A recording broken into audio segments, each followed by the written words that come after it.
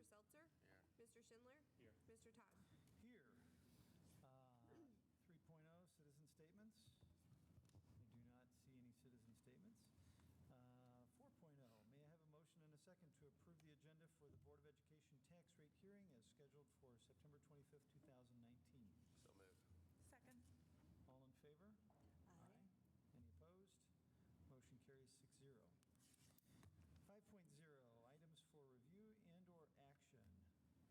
And we have Patty waiting politely. So now we have a hearing on the proposed 2019-20 tax rate. Good evening. What I have before you is information that has been calculated and then approved by the State Auditor's Office through our normal calculations. When we received our assessed valuation from St. Louis County, it is normally the post-Board of Equalization hearings. However, this year they are delayed in their hearings. So we were instructed to set our tax rates with the numbers that we received on September 17th. And this is what we are told to set our tax rates with, even though at time of billing, the assessed valuation will most likely be lower. So keeping that in mind. But this year, this was a reassessment year. So with that, that normally means that our values of our existing property increase year over year. So when we look at our assessed valuation in comparison to last year, our total assessed valuation has grown by $424 million. So a total increase in Parkway of 8.94%.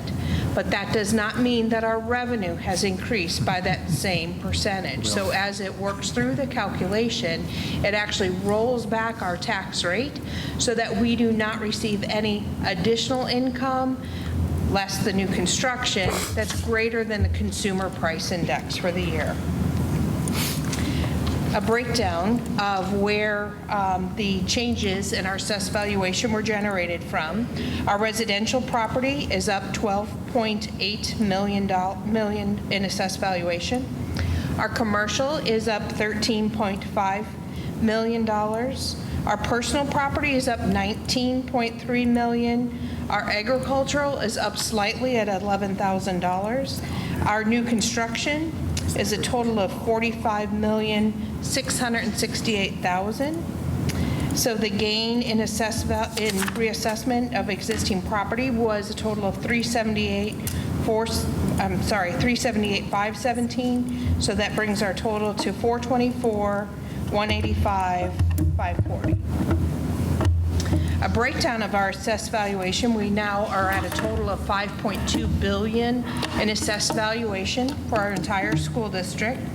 64.5% of that is residential property, followed by our next largest category is 24% in commercial, 11.47% in personal property, and 0.03% in agricultural. This year, spent how I spent my summer vacation working on recoupment. So not only did we have $3 million in recoupment, that's a carry forward from last year that was unused. This year, our calculations were just under $7 million. So our proposed that is included in our tax levy this evening is to be utilizing $6.8 million of that recoupment and then saving part of that for next year. So included in the tax rates before you will be recoupment from residential of 0.246 cents, commercial 48.63 cents, agricultural 0.0019 cents, for a blended levy of 13.26 cents, so 0.1326. And then that will leave approximately $3.2 million or $3,148,909 for recoupment for next year. So that's over and above whatever we're able to recoup next summer as well. Just as a reminder, last year when we set our tax rate, we had a voluntary rollback of 24 cents on our residential rate, and so that equates to about $7.2 million. We're not allowed to adjust that in reassessment years, so only in non-reassessment years, so the value of that rollback is still in our tax rate. When we put all this through our calculators, here are proposed tax rates. So these are for the operating fund only, so not with the 49-cent debt service levy. Residential, 3.2761. This is a decrease of almost 30 cents for the residential taxpayers. Agricultural, that is an increase, slight increase of 17.94 cents. Commercial, it is 4.6507, which is a decrease of just over 8 cents. Personal property, 3.7709. That is a decrease of 12.65 cents.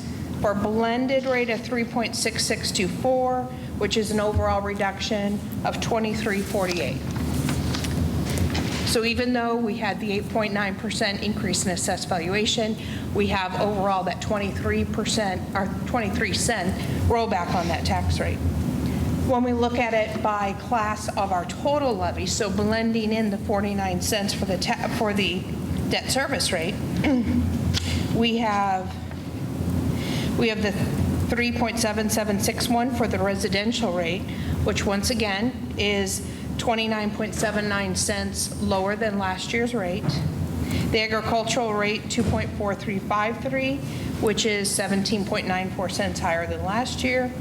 Commercial rate, 5.1407, which is down by 8.4 cents from last year. Personal property, 4.2609, which is decrease of 12.65%. And overall, our blended rate is 4.1524, which is a reduction of 23.48 cents. Graphically, we look at the growth. The blue bars represents the growth or the total amount in our assessed valuation. The line represents our residential rate. So as you can see, as our assessed valuation has increased, our rates have decreased. So we moderately have taken our increases as we can, but certainly when there's large growth in the assessed valuation, we certainly haven't kept our rate the same rate.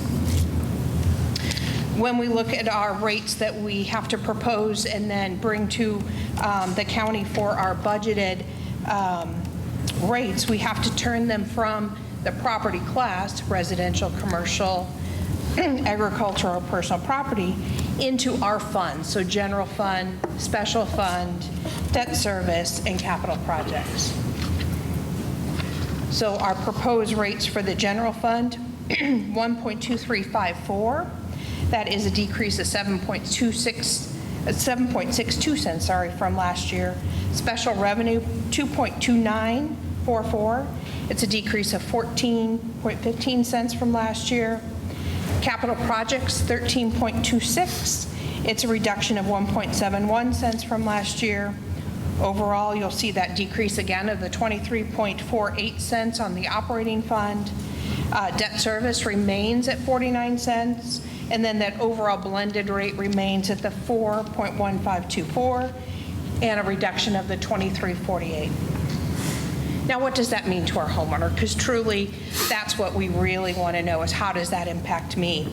So taking the market value, the average market value from last year of the $272,500 for a home, I just randomly added the 10% growth in assessed valuation for that residential homeowner.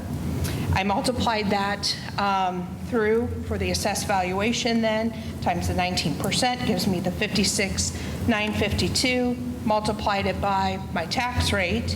So I have property taxes of an estimated $2,145. I added in the car value, the personal property, I just remained the same. Multiplied that through with our new rate. So total estimated property taxes of the $2,352 compared to prior year, the $2,317. Difference in the two of those are $35, which is a 1.5% increase. So even though we had an increase of the 10% on our assessed valuation, it equated to only a 1.5% in the overall change in the taxes that the person pays. So, any questions?